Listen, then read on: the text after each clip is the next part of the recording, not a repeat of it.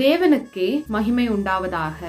இன்றைக்கான தெய்வீக ஆற்றல் விண்வெளியிலிருந்து ஒரு குறிப்பு. மனுஷனை நீர் நினைக்கிறதற்கும் மனுஷகுமாரனை நீர் விசாரிக்கிறதற்கும் அவன் எம்மாத்திரம் என்கிறேன். சங்கீதம் 8:4.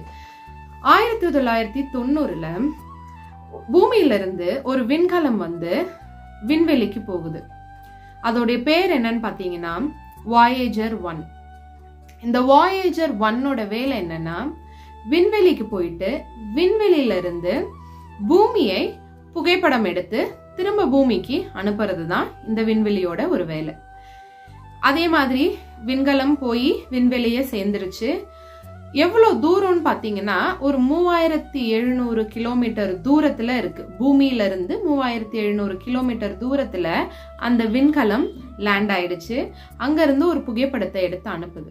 அந்த புகைப்படம் பார்ப்பதற்கு எப்படி இருக்கு அப்படின்னா, எல்லாருக்குமே ஃபுல் ஸ்டாப், ஒரு புள்ளி டாட், அது தெரியும் இல்லைங்களா?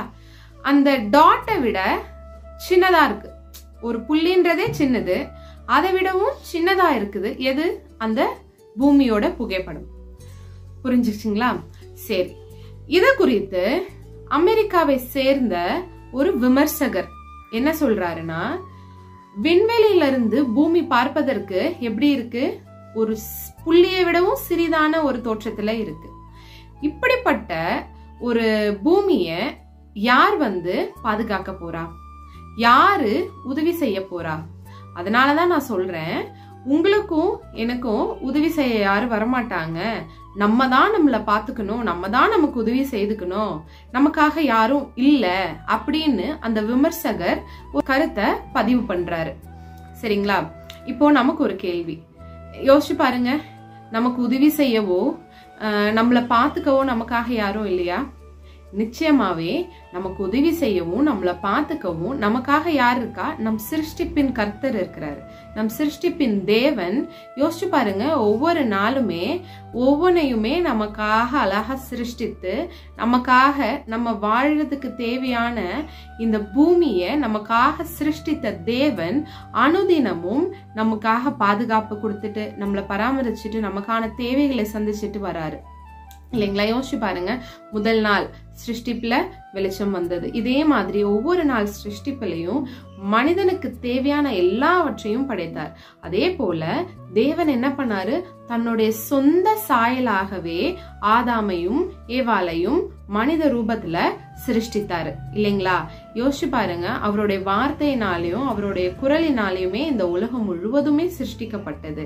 இருந்தாலும் அவருடைய கையினால நம்மள ஒரு மண்ணுல இருந்து நம்மள என்ன பண்ணிருக்காரு? தேவன் நம்மள அவருடைய ஜீவ சுவாசத்தை கொடுத்து நமக்கு ஜீவன் கொடுத்து இங்க வச்சிருக்காரு.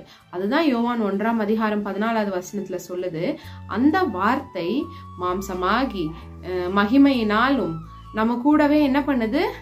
வாசம் பண்றாரு அப்படின்னு யோவான் 1:14 சொல்லுது. தேவன் எங்க இருக்காரு? நம் சிருஷ்டிப்பின் தேவன் நமக்குள்ளாக வாசம் பண்ணுகிறார் அப்படின்றத யோவான் நமக்கு தெளிவாக சொல்கிறார். ஆமா, பூமி ஒரு சிறு புள்ளி தான், யாரும் இல்லைன்னு சொல்லல. விண்வெளியில இருந்து பார்க்கும்போது ஒரு சிறு புள்ளி தான். அதுக்குள்ளாக வசிக்கிற நம்ம ஜனங்கள், மக்களாகிய நாமோ அதை விட எவ்வளோ சிறியதாய் நம்ம அந்த விண்வெளியில இருந்து நம்ம தெரியும். பூமியே ஒரு புள்ளியை விட சிறிதா தெரியும் போது நம்ம எல்லாம் தெரியவே மாட்டோம், நம்ம எல்லாம் இருக்கிறதே தெரியாது இல்லையா? அப்படி இருந்தும் இப்போ சங்கீதத்துல வசனம் சொன்னோம் இல்லையா, மனுஷனை நீர் நினைக்கிறதற்கும் மனுஷகுமாரனை நீர் விசாரிக்கிறதற்கும் அவன் எம்மாத்திரம் இல்லையா? அதேதான் தேவனானா நம்ம ஒவ்வொருவரையும் சிருஷ்டித்தவர், ஒவ்வொருவரையும் பாதுகாத்து கொண்டு இருக்கிறார். ஒவ்வொரு கூடையும் தேவன் அன்றாடம் பேசிட்டு சம்பாஷணை பண்ணிட்டு வராரு. நாம் நம் நேரத்தையும் நம் கவனத்தையும் சிருஷ்டிப்பின் கர்த்தருக்காக கொடுப்போம். இன்றைக்கான மருத்துவ செய்தி, இன்றைக்கு மூசம்பி, அதாவது சாத்துக்குடி பத்தி பேசலான்ட்டு இருக்கேன். சரிங்களா?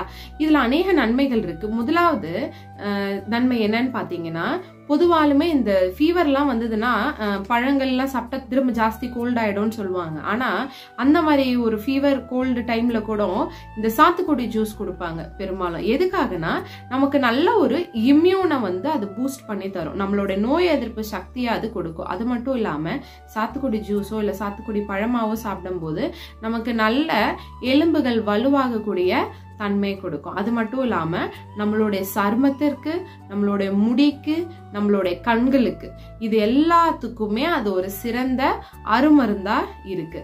அவ்வளோ நன்மைகள் எதுல இருக்குன்னு பாத்தீங்கன்னா சாத்துக்குடியில இருக்கு. அது மட்டும் இல்லாம நமக்கு வாய் சம்பந்தப்பட்டது, அதாவது பற்கள் சம்பந்தப்பட்டது, அப்படி இல்லைன்னா ஈறுகள், கம் சம்பந்தப்பட்ட என்ன பிரச்சனை இருந்தாலுமே இந்த சாத்துக்குடி என்ன பண்ணுதுன்னா ஜூஸாவோ இல்ல பழமாவோ சாப்பிடுறதுனால அதுல இருக்க எல்லா நோய்களையுமே மாற்றி போடுது.